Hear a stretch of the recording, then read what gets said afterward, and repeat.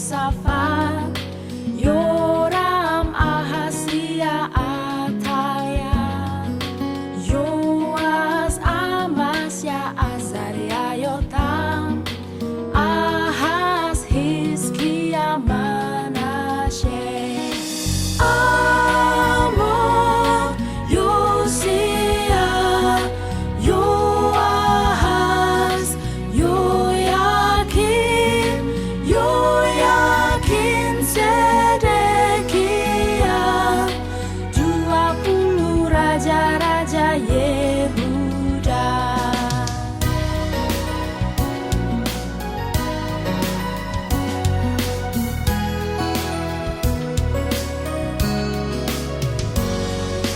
Yerobeam, Nadab, Baasa, Ela, Zimri, Tibni, Omri, Aham, Ahasya, Yoram, Yehu, Yoahaz,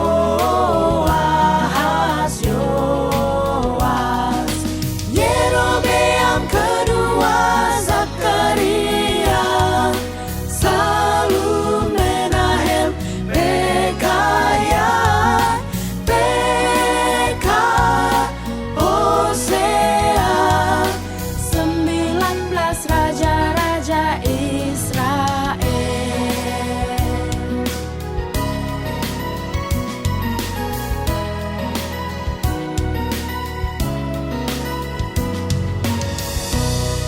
Halo anak-anak, udah siap mendengarkan firman Tuhan? Mari kita berdoa. Allah Bapa, terima kasih.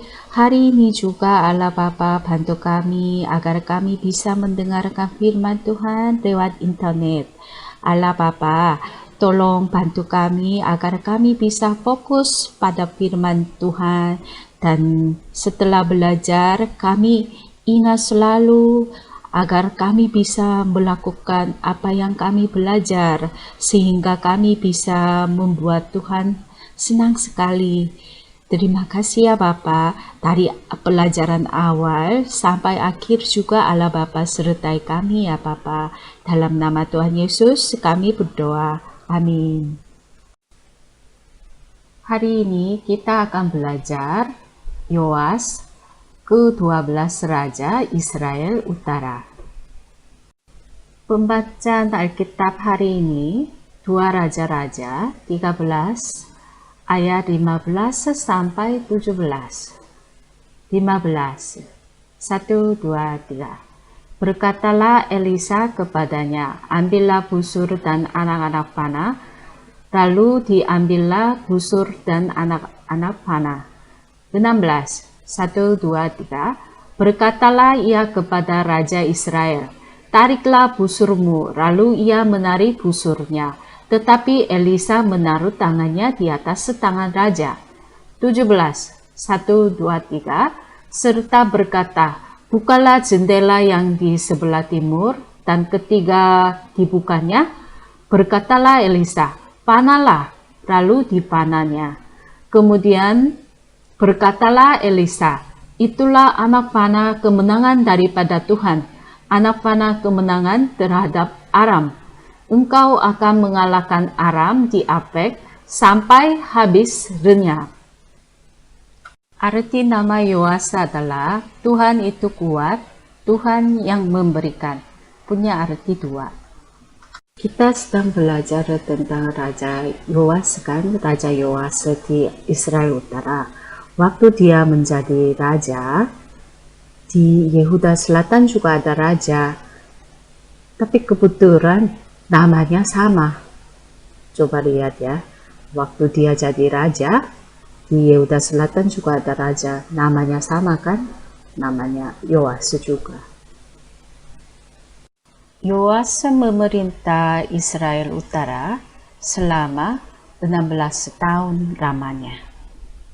Nomor satu besar, Yoas menengok Elisa yang sedang sakit. Kalian pernah dengar nama Elisa? Elisa itu siapa ya? Ia nabi. Mungkin kalian pernah dengar cerita tentang Panglima Naaman. yang kena penyakit kusta, tapi disembuh oleh Nabi Elisa. Ingat? Ya, waktu Nabi Elisa bekerja sebagai nabi, dia udah pernah ketemu Raja ke-10, Raja Yehu. Terus Raja ke-11, Yoahas juga dia udah ketemu. Terus Nabi Elisa ketemu Yoahas juga. Makanya sekarang sangat tua kan? Ya, makanya dia sakit.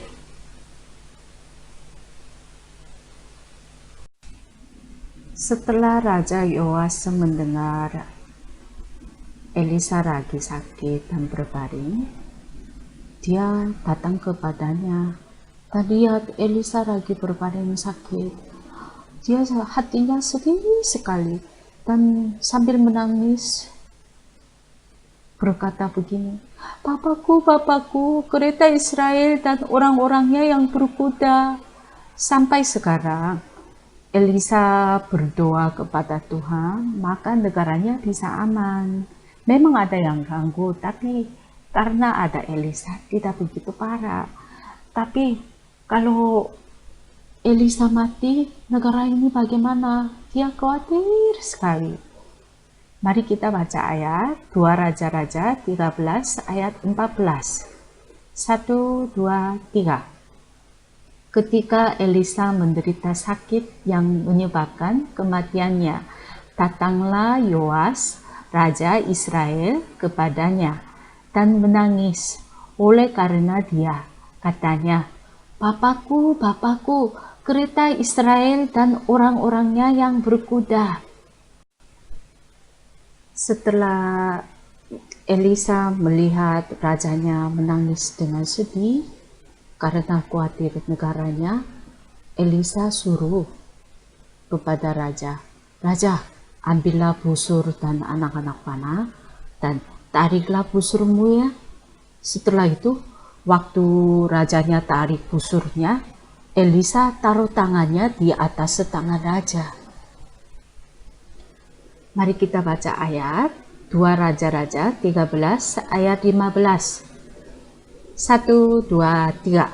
Berkatalah Elisa kepadanya, ambillah busur dan anak-anak panah. Lalu diambillah busur dan anak-anak panah. 2 Raja-Raja 13 ayat 16. 1, 2, 3. Berkatalah ia kepada Raja Israel, tariklah busurmu. Lalu ia menarik busurnya, tetapi Elisa menaruh tangannya di atas tangan raja. Setelah itu, Elisa suruh rajanya, bukalah jendela yang di sebelah timur ya, dan panahlah. Terus Elisa kasih tahu, itulah anak panah kemenangan daripada Tuhan, anak panah kemenangan terhadap Aram. Engkau akan mengalahkan Aram di Afek sampai habis serenyap. Dia berkata begitu di 2 Raja-Raja 13 ayat 17. Setelah itu, Nabi Elisa berkata kepada raja, ambillah anak-anak panah yang jatuh di tanah itu. Lalu dia ambil. Lalu Elisa berkata kepada raja, pukulkanlah itu ke tanah.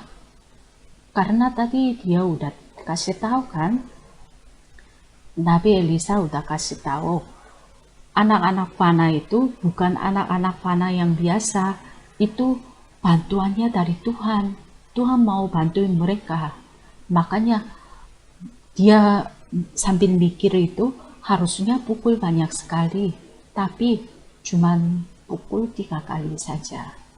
Itu ditulis 2 Raja-Raja 13 ayat 18. Mari kita baca sama-sama. 1, 2, 3. Sesudah itu berkatalah ia, ambillah anak-anak panah itu. Lalu diambilnya. Setelah diambilnya, berkatalah Elisa kepada Raja Israel, pukulkanlah itu ke tanah. lalu dipukulkannya 3 kali, kemudian ia berhenti. Setelah Nabi Elisa melihat rajanya pukul tanah dengan anak-anak panah 3 kali, Elisa marah. Aduh raja, kenapa kamu cuma pukul 3 kali saja? Harusnya kamu pukul 5 atau 6 kali. Kalau begitu, kamu pasti bisa menang dalam perang dengan Aram sampai mereka habis renyah.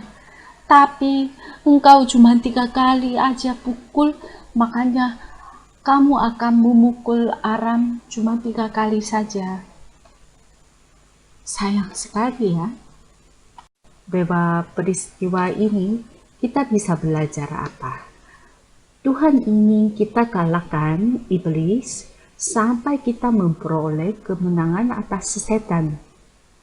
Tuhan kasih anak-anak panah kepada kita juga.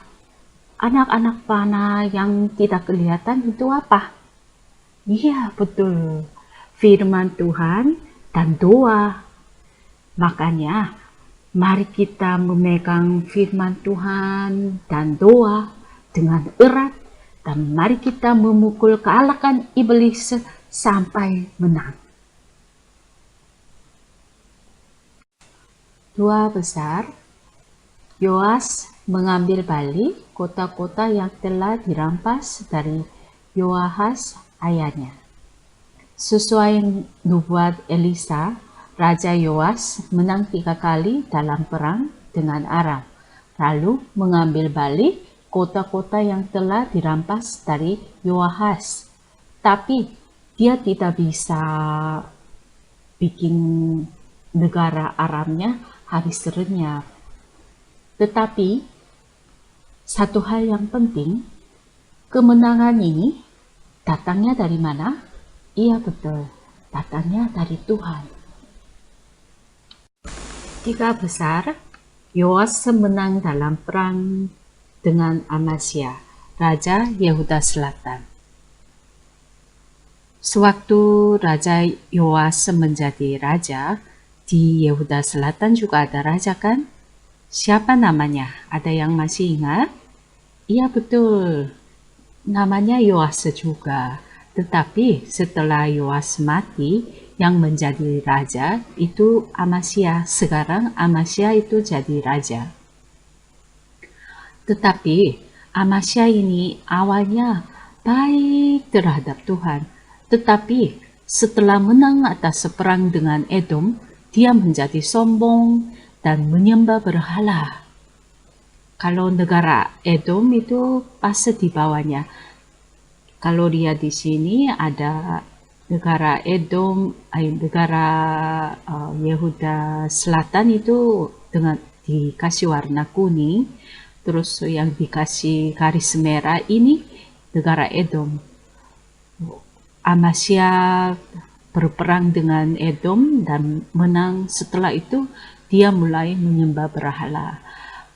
Menyembah berhala itu hal yang Tuhan paling benci kan? Setelah Amasya menjadi sombong, Amasya hendak berperang dengan Yoas juga, tetapi dalam perang ini dia kalah dan Yoaslah yang menang. Maka kemenangan ini adalah hukum bagi Amasya yang menyembah berhala. Bukan karena Yoas pintar atau baik, lalu dia dapat memperoleh kemenangan. Tetapi kemenangan ini pun datangnya dari mana? Ya, dari Tuhan. Tuhan tidak suka orang yang sombong. Tuhan selalu suka sama orang yang rendah hati. Setelah menang dalam perang, Yoas menawan Amasya dan menghancurkan tembok Yerusalem.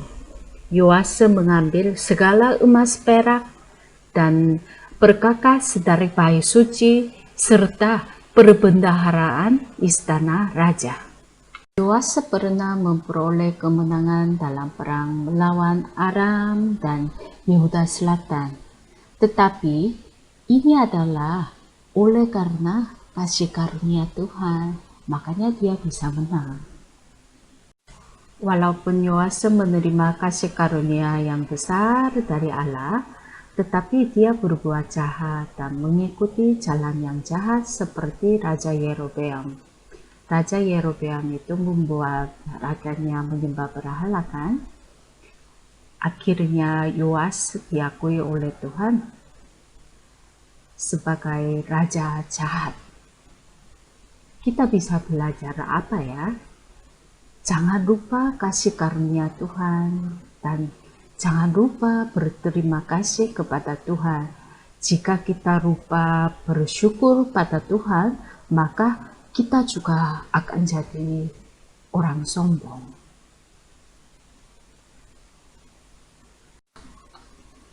Ada ralat di pelajaran Raja Yerobeam, makanya mau jelasin dulu ya. Dulu kita pernah belajar tentang Raja Yerobeam, raja pertama di Israel Utara. Karena dia berbuat jahat terlalu banyak di hadapan Tuhan, sehingga Tuhan mau bikin dia sadar, akhirnya bikin anaknya sakit. Waktu itu Raja Yerobeam suruh istrinya pergi ke Shilo, ke rumah Nabi Ahia, biar tanya tentang anaknya. Waktu itu ibu guru jelasin tentang Shilo itu ada di Yehuda Selatan, tapi bukan di Yehuda Selatan, ternyata adanya di Israel Utara di sini. Posisinya di mana? Coba lihat ya. Di sini ada Bethel kan. Terus kalau di tempat di atas sini ada Shechem. Di tengah Shechem dan Bethel itu ada Shilo. Ada ditulis tulisan merah kan Shilo. Shilo itu adanya di situ. Maaf ya, dulu ibu guru salah kasih tahu. Sekarang kalian udah tahu yang kenyataannya bagaimana. Jangan lupa ya. Mari kita berdoa. Allah Bapa, terima kasih. Hari ini kami belajar tentang Raja Yoas. Walaupun dia mengalami banyak kasih karunia Tuhan, tetapi dia lupa hal itu semuanya dan menjalani di atas jalan yang jahat. Allah Bapa, tolong bantu kami agar kami tidak berbuat demikian. Allah Bapa udah kasih firman Tuhan kepada kami dan membuat kami bisa berdoa kepada Allah Bapa. Allah Bapa, tolong bantu kami dan sertai kami agar kami bisa dapat kemenangan di atas setan. Selalu sertai kami dan jaga kami dengan firman Tuhan ya Bapa. Selama seminggu ini juga Allah Bapa jaga kami dengan firman Tuhan. Dalam nama Tuhan Yesus kami berdoa. Amin. Bapa kami yang di surga, dikuduskanlah namamu, datanglah kerajaanmu, jadilah kehendakmu di bumi seperti di surga. Berikanlah kami pada hari ini makanan kami yang secukupnya, dan ampunilah kami akan kesalahan kami, seperti kami juga mengampuni orang-orang yang bersalah kepada kami. Dan janganlah membawa kami ke dalam pencobaan, tetapi lepaskanlah kami daripada yang jahat, karena Engkaulah yang mempunyai kerajaan dan kuasa dan kemuliaan sampai selama-lamanya.